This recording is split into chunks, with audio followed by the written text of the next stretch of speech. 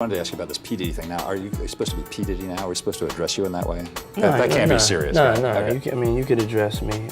Sean. That's what the kids used to call him when he was young. Yeah. Well, that's what they called you, Puffy. Sean Puffy. Yeah, P. Diddy came from Biggie. Everybody, a lot of just people real close to me have called me P. Diddy for over the years. That's what the album's entitled, P. Diddy and the What does the Bad P Boy stand for, Family. Puffy? Yeah. Puffy Diddy? Yeah, no, P. It's like you would have to ask Big. I don't know. I never even asked Biggie. Listen to the track Diddy. Yeah, listen to the track Diddy on the really album. The name has changed. We made it simpler. We removed the P. That we enter in the age of Diddy is 5 letters, 1 word. We making it clear and concise. A lot of my peeps in music, they've been calling me Diddy, so it's not a drastic change for them. But you know, different people all over the world, they didn't really know what to call me.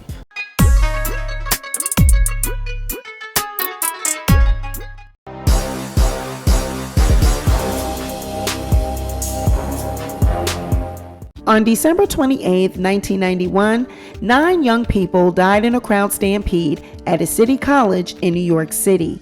A charity basketball game headlined by hip-hop stars Heavy D and Puff Daddy was to blame. Now, shortly after 6 p.m., according to eyewitness accounts, the crowd outside of the City University of New York broke one of the glass doors that was separating them from the lobby of the building. Now, despite the presence of at least 66 New York City cops, 38 City College campus security guards, and 20 private security guards hired by the event's promoters, the crowd was still able to surge through the doors and rush into the building shortly after 7 p.m.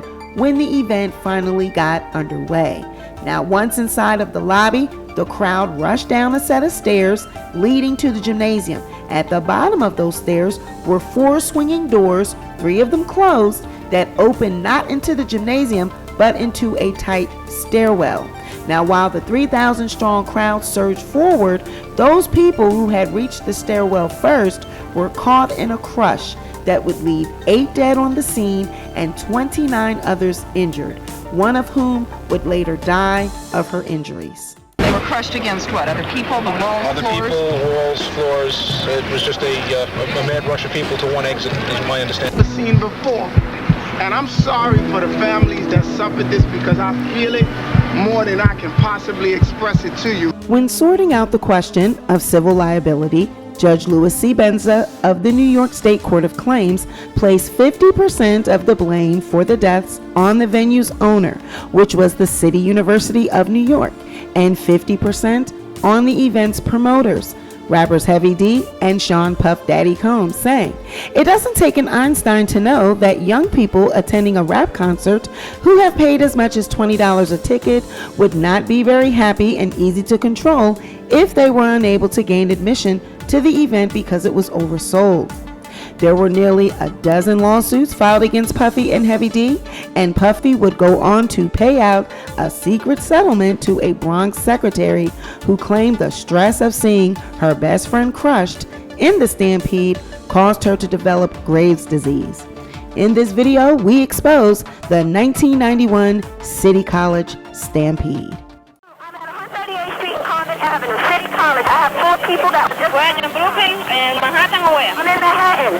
Hello? Where 138? 138th Street, Convent Avenue, in the Net Holloman Gym. I have 4 people that are unconscious. I can't get past. I can't get them to breathe. I've been doing CPR on them. I have 3 people that are in shock. I have 2 people with broken bones. Wait, that's from City College? City College. I need at least 4 ambulances right away. Could you send the police? I could sit here all day and blame tons of people. You know, I can't say it's Puffy's fault. Okay, it was his event. I can't say it's Heavy's fault. It was his event.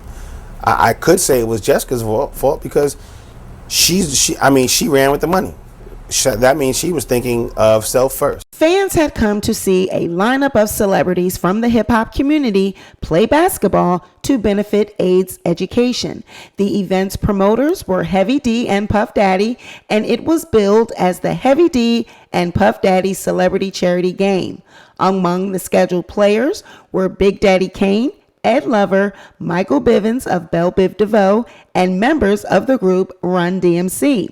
On December 1st, a request to hold the celebrity charity basketball game at the City College was made to City College officials by Cassandra Kernan, who was the president of the evening student government, and a rap promoter who identified themselves as Tara Jeter for Sean Combs.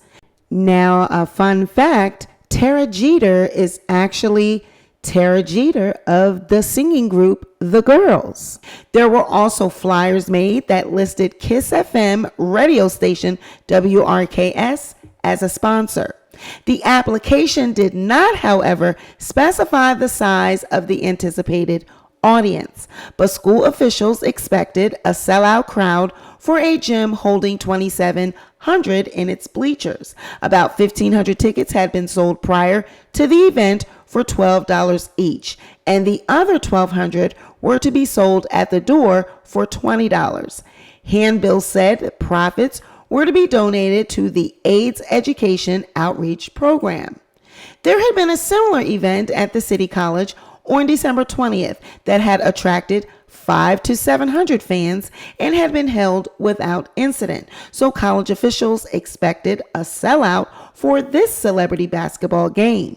Now, police initially assigned 10 officers and a sergeant, but later when the school said a sellout was expected, they added 20 more officers and 2 more sergeants. The officers were told not to enter the campus buildings unless summoned or unless there was a danger to public safety. Inside the gym, 38 campus guards were hired from the Pinkerton Agency, and there were 20 guards from the Nation of Islam who had been hired by sponsors of the event. Now, the crowd began to gather outside the gym about 3 p.m. By 5, when the first police officers arrived, it had swelled to thousands. The police quickly called for reinforcements, and eventually 59 officers, 4 sergeants, and 3 captains were at the gym. The doors opened shortly after 5 p.m. 2 lines were formed, one for ticket holders and another for those who would buy tickets inside. But witnesses said hundreds without tickets began to cut into the lines, pushing and shoving, growing rowdier. A witness said, people were cutting line. Some were standing in the street trying to form their own line. They were going to try to rush the door as soon as it opened. People were just pushing in all over the place. Now, for more than an hour, as tensions mounted and occasional fights broke out, each line funneled through a separate entrance of double doors at the street level, then moved through a glass-walled lobby and down a 12-foot wide staircase to the basement entrance to the gym. On the basement landing was a row of 4 orange metal doors. Each could open only toward the incoming crowd, but just one door was kept open, allowing first the ticket holders and then those buying tickets to go through singly or in a small group. The line moved with agonizing slowness, of course, as one person took tickets and another frisked people, contrary to what the City College rules initially said would happen. Now, the game was to start at 6, but as 7 o'clock approached, it had still not begun. The stands were almost filled, the lines had almost stopped moving, and witnesses said there were 2,000 people still outside waiting to get in. But then the game finally began. Now, what actually touched off the Stampede still is yet to be known. A few times I thought I was going to pass out because it was hot on that staircase. You know what I'm saying? And when they closed the doors, I knew something was going down. City College was a deep experience for me. I was there, I was on the floor, I watched people take their last breath, regurgitate, and die. But some witnesses said that rowdy fans without tickets who had bragged to others that they were going to get in suddenly rushed the entrance, pushing those ahead of them. A lot of people on the stairs. There turns out to be like at least 25, 50 people more on the stairs. Group of people in North Faces on top pushing. Started to push off. So that's like somebody jumping off a building, but moving real slow. Hysteria began to spread everywhere in the crowd. Now, a witness would later say, people were just going crazy. They shoved and shoved and shoved. They were on top of me, and I couldn't breathe. Actually hear when somebody died, because you would hear they would, and then you wouldn't hear anymore. You would hear bodies voices overlapping each other, and then you would hear dead silence. And meantime, in the background, all you hear is the ball bounce. Now the pressure moved like a wave throughout the crowd. It shattered one of the glass doors and rippled through the mass of hot, sweating people in the lobby and down the jam-packed stairwell where the crush was the greatest. People down below fainted and fell. Some were trampled over. Others were buried under the crush. Now, another witness later said that he was standing just inside the single open door to the gym when the invasion began. He said a woman collecting money at the door got up, took a can holding receipts, and closed the door behind her as she ran into the gym, leaving the crowd to pile up in the stairwell. It was a circle of problems. It was the kids too pushing. The kids that died were the kids that were in the staircase waiting to get in, and then the crowd just broke the doors and just wilded out. So they're in there. Dirk and the other 8 are turning around and they like, where the fuck this crowd come from, man? That all built up because a lot of them still had tickets. Some of them just was like, yo, it's popping in there. Like, yo, I got to get in there. And the lady left with the money, went down the steps and closed the door to them gyms. That's how those people died. The crowd in the stairwell built rapidly and began to bunch up against the closed doors, which could then not be opened. Other witnesses said victims began to pile up at the bottom of the stairway, having collapsed or fainted. There were 3 people under me and 2 on top, a man recalls. I was stuck for 20 minutes. Another woman said, a girl was sitting on my chest. She wasn't even conscious. I just thank God I am still alive. No one even cared. They wouldn't stop pushing. The police upstairs were unaware of what had happened in the stairway until someone told them that people inside had been injured and killed. Then the police moved in to evacuate the stairs and assist EMS workers trying to reach the victims. As the crush eased, the gym door was opened again, revealing a mass of people packed in like sardines. Open the doors, and I would say, from my estimation, there was at least 50 to 100 bodies on the floor. And they were crushed against what? Other people, the walls, Other floors? people, walls, floors. It was just a mad rush of people to one exit. Now, just inside the door, witnesses said that people were sprawled on the floor, collapsed or passed out. Others cradled them and tried to revive them with ice cubes. Now, many in the bleachers were still just watching the game, oblivious to the events at the door. Then an announcement on the PA system said that the game was canceled because 3 people had died. Now, those in the gym began trying to get out, which worsened the crush at the door. People sitting high in the bleachers saw a stampede as people started running and pushing down other people. People on the bottom were getting trampled. People jumped off the bleachers and just crushed them. Now, a witness that knew cardiopulmonary techniques and was in the gym said, I saw about 10 people laying on the floor and people trying to work on them. There was one, I don't know if he was dead or not, but I helped the people work on him. Another man, she said, had a severe head injury. It was like he'd been trampled on, she said. I think he was already dead. Now, while some tried to help the stricken, others were trying to get their money back. It don't make no sense, a woman said. These people were asking for their money back and there were 6 people dead. Now, some witnesses said that the rap stars pitched in to help the victims while some of the disappointed fans interrupted them from time to time seeking their autographs. Now, the next day, the tragedy of the stampede littered the gym floor. There were latex gloves used by the paramedics, ambulance sheets, oxygen masks, intravenous tubes, and hypodermic syringes. And there were reminders of the crowd's mad rush, a pair of broken glasses, a black hairpiece, and a white sneaker. At St. Luke's Hospital, a battered young woman lay in a coma, critically injured, who would later die of her injuries. Of the 8 dead were 3 women and 5 men. All autopsies had found they had all been crushed. The cause of death in each case was identical, said the medical examiner. They died as a result of having their chests compressed and therefore were asphyxiated.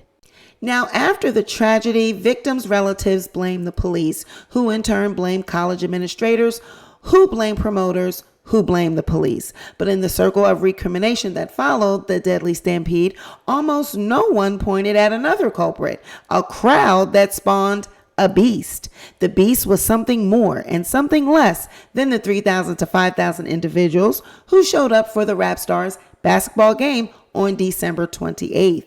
The beast smashed glass doors leading to the gym building. It surged past ticket collectors and bum rushed those in front, piling hundreds of innocents into a suffocating heap at the bottom of a staircase. The beast bent a light pole in front of the gym building.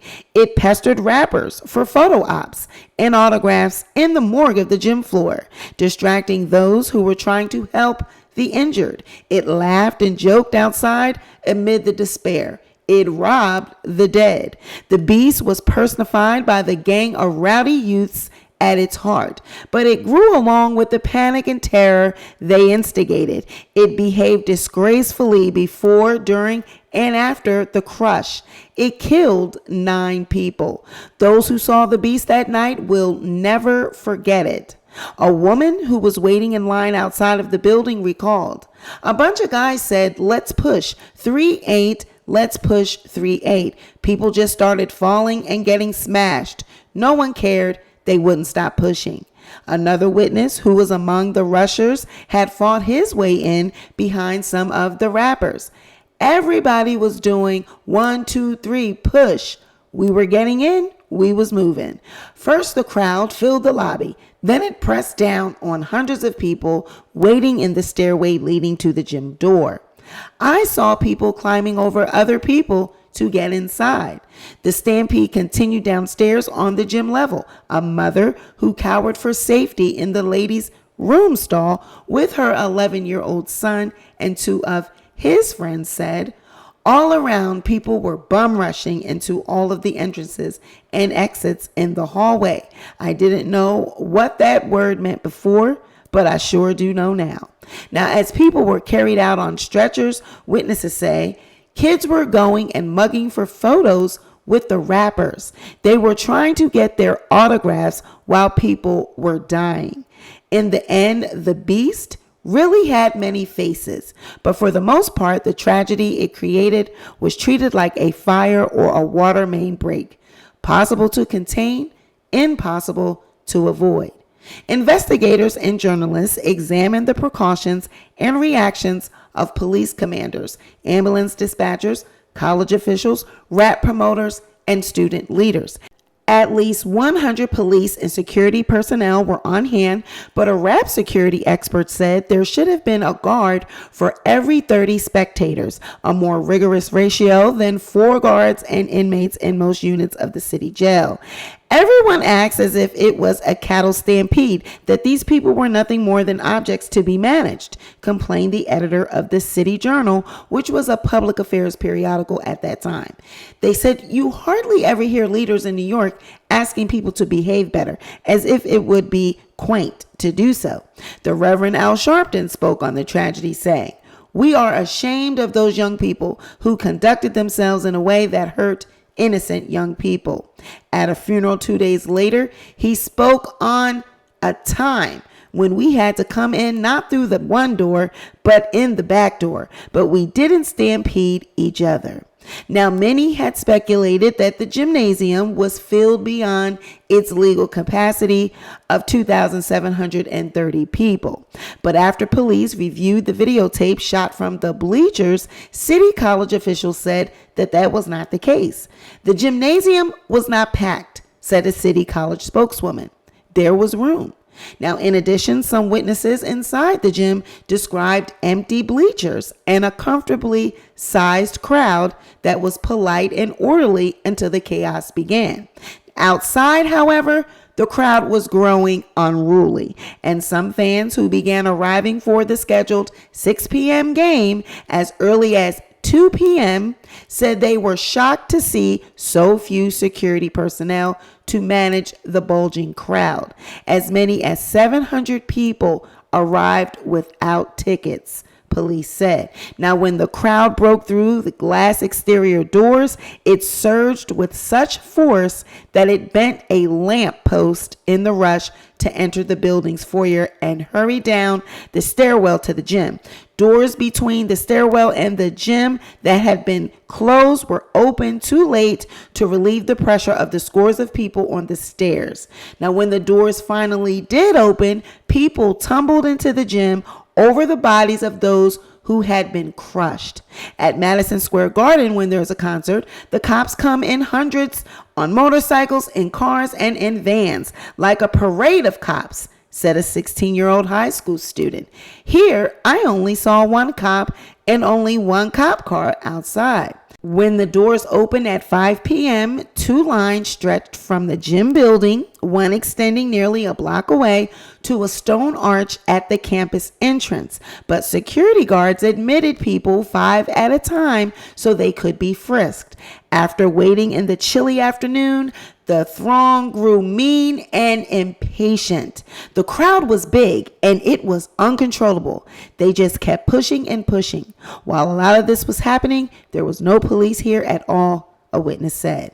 A City College's official said the college was responsible for security when an event was held on campus, and that all arrangements for the game was handled by Chief of Security, who called for police reinforcements when he arrived on campus at 3:30. By 4:10, one police sergeant and 10 officers had arrived. The official again called the nearby 26th precinct, and by 4:50, 5 sergeants and 50 police officers had joined 30 Pinkerton guards acting as campus security.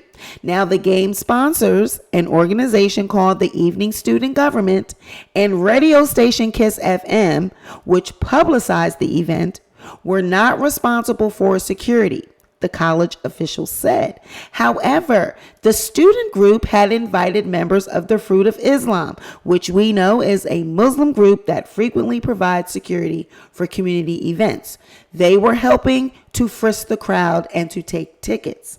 Now, witnesses said that they saw few Fruit of Islam members, easily recognizable by their dark suits and colorful bow ties. One witness said he saw only one Fruit of Islam guard tumble down the stairway into the gym. You cannot have an event like this in Harlem without those Muslims, a Bronx native said. Forget the police. They can't do nothing. The people in Harlem respect the Muslims. For this thing, they needed the whole mosque. So many people rushed to get inside the gymnasium that they created a human wedge, pressing on the glass doors and walls.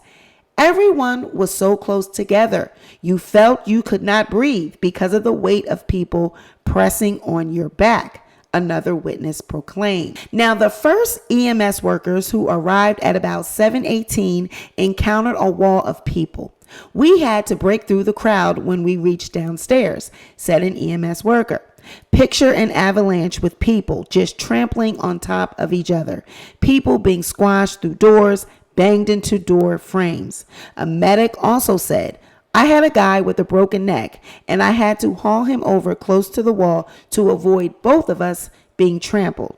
Police and college officials said there were no signs of gunfire in the gymnasium and observed that some who thought they heard gunfire might have heard breaking glass.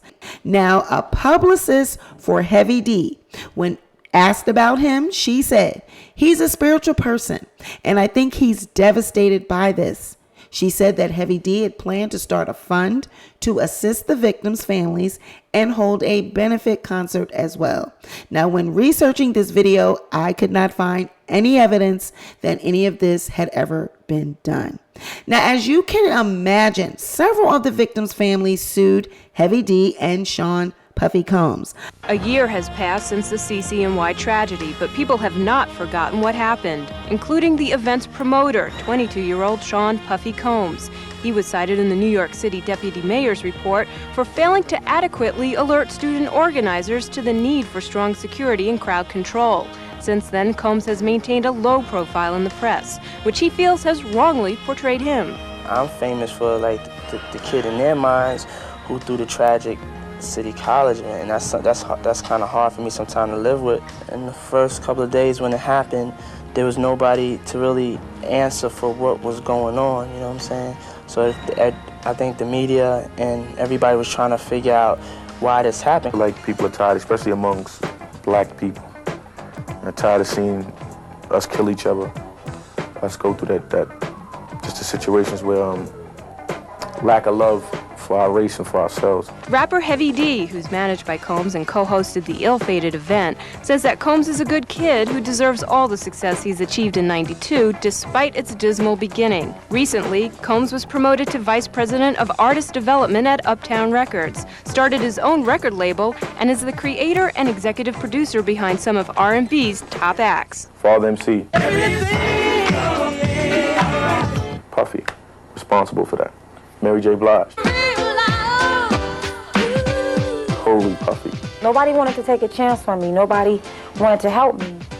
You know, and it wasn't like I was pressed or begging anyone for help, but Puffy volunteered. He wanted to help me. A judge would later find the pair to be liable for the deaths of those that died at that event. But it was one lawsuit that Puffy actually settled in secret.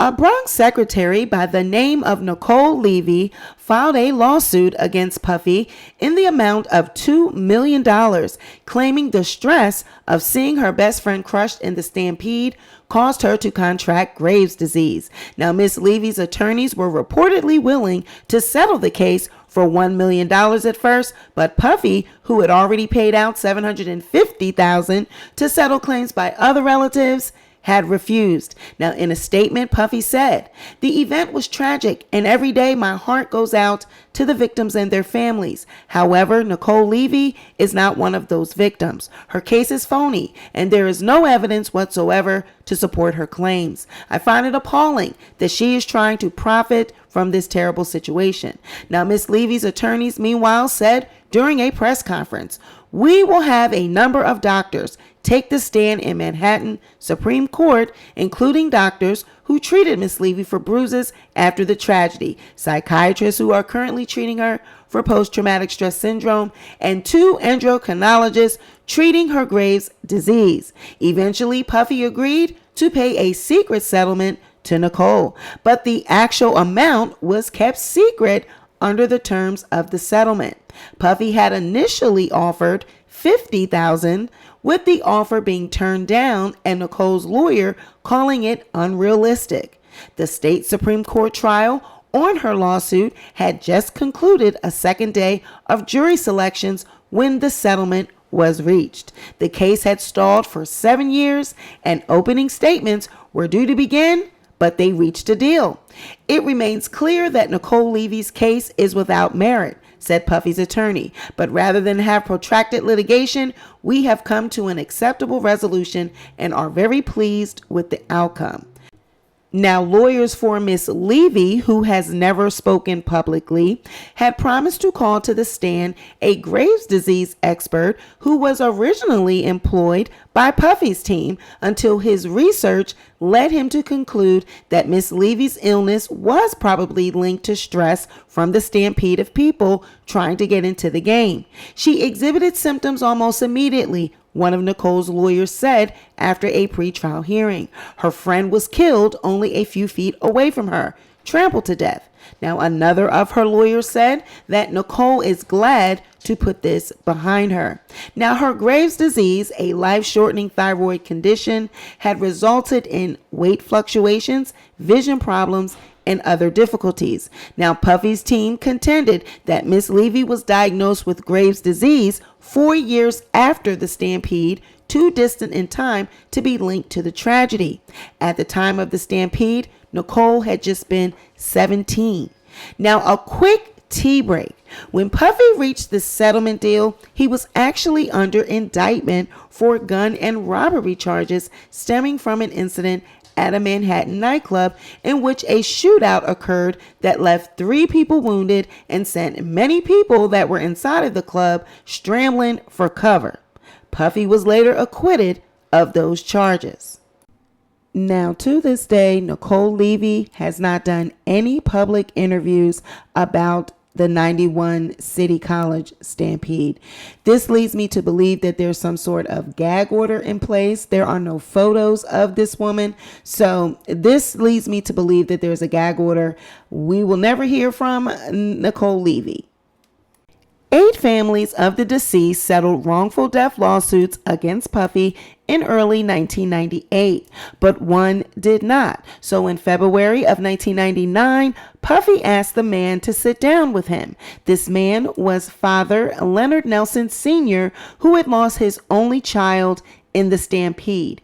At this meeting, Puffy and Mr. Nelson talked for about an hour without lawyers around. Now, a quick tea break.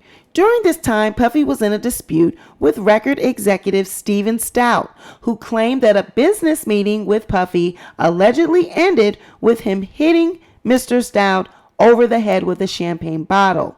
Puffy was upset that Stout had used footage of him in a music video without his permission. Puffy faced 7 years in prison if convicted of second-degree assault.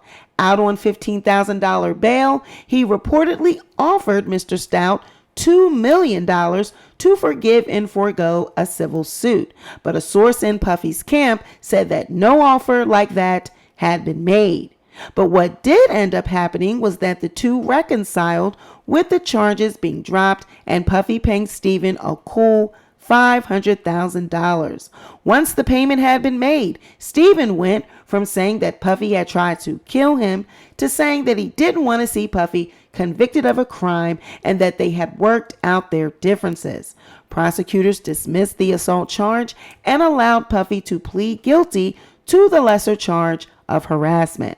So back to the 9th civil lawsuit. Leonard Nelson Jr. was a 17-year-old honor roll student. He got $20 from his father to attend this celebrity basketball game. He stood in the ticket lines before the game time intensified and watched as Mike Tyson was ushered past the ticket holders and straight to his seat. Soon after, ticket holders pushed down a stairwell to enter, but 3 of the 4 gym doors were locked. Puffy grabbed the cash box and made it into the gym, but was unable to get the crowd to stop so the doors could be pushed open. Horribly, Mr. Nelson and 8 others were crushed and asphyxiated. Now, the other 8 families who lost their children settled their lawsuits early in 1998. Puffy ended up paying around $600,000 of a total $3 million or so. The city, rapper Heavy D, and security firms paid out the rest. That approximate 20% stake reflected the fact that Puffy had not adequately planned for the crowds and had not questioned security plans at all. Puffy also neglected to insure the event as he was required by the college to do. Now, Mr. Nelson was not pleased with the settlement offers that were being presented to him by Puffy and his attorneys. He said, "They have not yet made a reasonable offer. No, they haven't. They haven't shown any concern as far as I'm concerned, or enough concern. Let's put it that way." So after this meeting with Puffy, Mr. Nelson left the meeting with the impression that Puffy was not well informed about the case. Now, Puffy, his lawyer said, "We've made offers which we believe to be in excess of the top value of the case, considering Puffy's share of responsibility." A judge in the case against the college deemed that Heavy D and Mr. Combs, who was not on trial and merely testified without cross-examination, were 50% responsible for this tragedy. So the Nelson family was said to be asking for around $500,000 in this case. Now, as of today, I have not seen what the settlement offer was. I do not have any evidence proving that there was even ever a settlement given. Now, just because we were not able to find information to suggest that there was a settlement reached does not mean that there was not one. The City College Stampede is definitely a terrible tragedy that is discussed to this day. It was a tragedy that could have been prevented, a tragedy that could have been handled better by city officials, college officials, as well as local police officers. So you guys drop down in the comments below and let me know what you think about this video. Also, let me know what you think about Puffy and how he handled the situation going forward. Do you think that he did right by the families?